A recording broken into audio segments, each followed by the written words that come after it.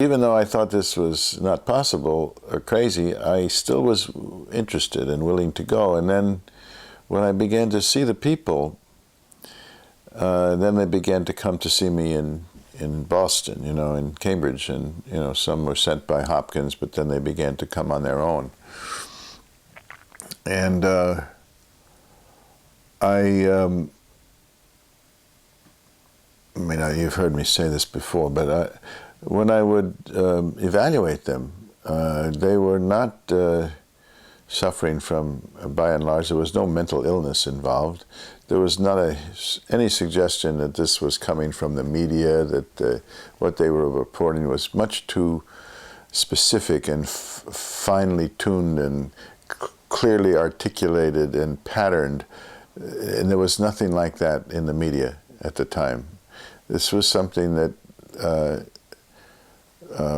operated like a real event that had happened to them. The emotion was very intense, and and also that what they described, each person described more or less the same thing, and they didn't know each other, and they had nothing to gain by this. They were all quite troubled about it and wished it weren't true, and were particularly troubled when I couldn't make it go away with a pill, and or let them believe it was a dream. And they weren't asleep when these things happened, if I pressed them about it. And so after I'd seen about 50 or 60 of these people, I was quite convinced that this was something genuinely mysterious and real, and that I needed to think about, if this is real, then what does that mean, you know?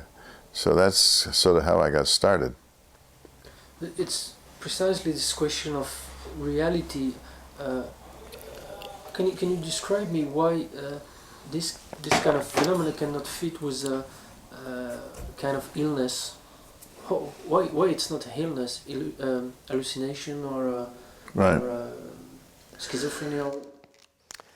Alors là, évidemment, première question évidente, John évoque déjà le courage qui caractérise le personnage. Voilà, en formation, une psychothérapeute lui parle de ce phénomène qu'il considère comme complètement barré, mais devant l'intelligence de cette psychothérapeute et son assistance, il se dit je vais quand même creuser, je vais quand même rencontrer. Donc il fait l'effort d'aller rencontrer Bud Hopkins qui est décédé il y a quelques années, qui était un peintre assez connu à New York, qui était aussi un des pionniers de la recherche sur le phénomène des enlèvements extraterrestres et qui avait recueilli des centaines et des centaines de témoignages. John Mack, professeur à Harvard, fait l'effort d'aller à New York pour rencontrer Bud Hopkins et puis rencontrer différents témoins, des gens qui ont vécu ces expériences-là.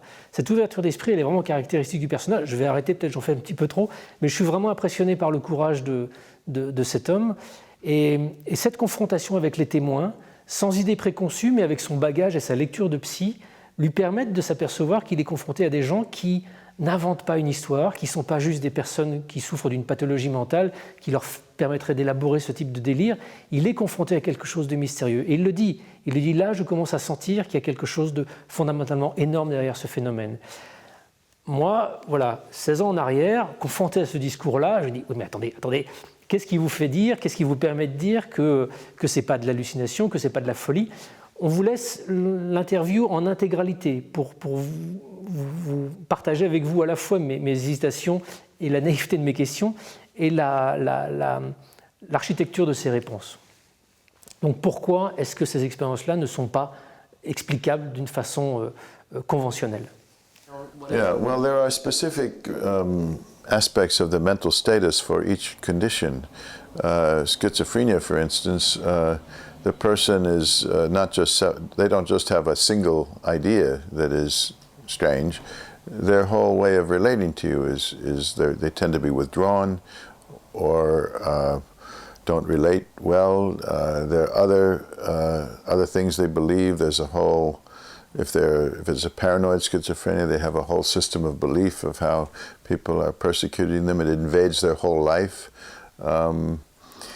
They usually are pretty convinced their ideas are right, so there's a quality often of trying to convince you of something. These people is completely different. They are quite aware that this goes against what other people are likely to believe. they don't particularly believe it. It's not about believing it. They've had an experience which is troubling, and they're not interested in persuading anybody of their ideas, not at all, which schizophrenics would generally be quite clear that what they were telling you was true and wanting you to think it and feeling persecuted. They don't feel persecuted. They may have had some disturbing experiences, but they don't have a set of persecutory ideas. And by and large, they're healthy people who have jobs and families and relate well. I mean, you've talked with a few of them now, and you see there's nothing about them that feels particularly unusual. And more and more our criteria for psychosis or schizophrenia has to do with the quality of the way a person relates to other people. And these people relate very well, like Karen. And so there's just nothing about it that's like psychosis, really, except they're having ideas which are not supposed to be possible according to the mainstream worldview. But and if you want to define psychosis as somebody who has ideas that don't go along with the mainstream worldview, then anybody that, I mean, that's what the Soviet system tried to do for a while. If anybody was a dissident, right, then they say, well, a dissident is not falling in line with the dominant Marxist philosophy, and therefore they tried to put some of them in mental hospitals. Now, if you want to define anyone who has a point of view different from the dominant paradigm as psychosis, which we're getting, in some ways, we're almost getting to the point in this culture where we do this, then okay. But in a free society, there's not a hint that these people are mentally disturbed. I mean, they get upset about some of the experiences sometimes. Now, what are the other categories? Dream. Well, most people, as you know, you wake up from a dream, you know in the morning when you've had a dream, you're in it, and then you wake up, oh, you know it was a dream.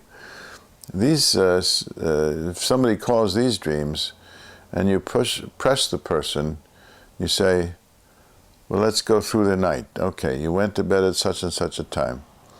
And then what happened? And then sometimes the experience happens even before they went to sleep. They have never even been asleep.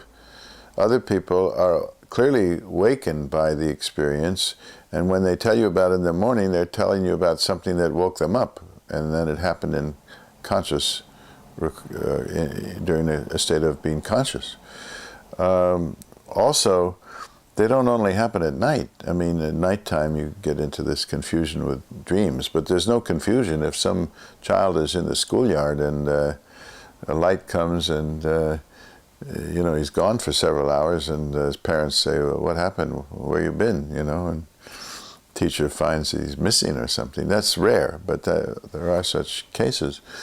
And many people are taken from their cars and driving along, and the light comes down and so forth. And so it's clearly not simply a nighttime matter, which is what makes people think of it as close to dreams. And then what else? Well, could it be? Hallucination, common hallucination? Hallucination relates to a mental illness of some kind, like a schizophrenia. You know, someone takes a drug or they have hallucination, but hallucination usually has a particular image. You hear a voice, or you see an animal, or you see something that's not there. But hallucinations don't have a complicated, well-articulated narrative story that begins with, as a beginning, a middle, and an end. A delusion might, but not a hallucination. And I just spoke to you about why this is not a delusion.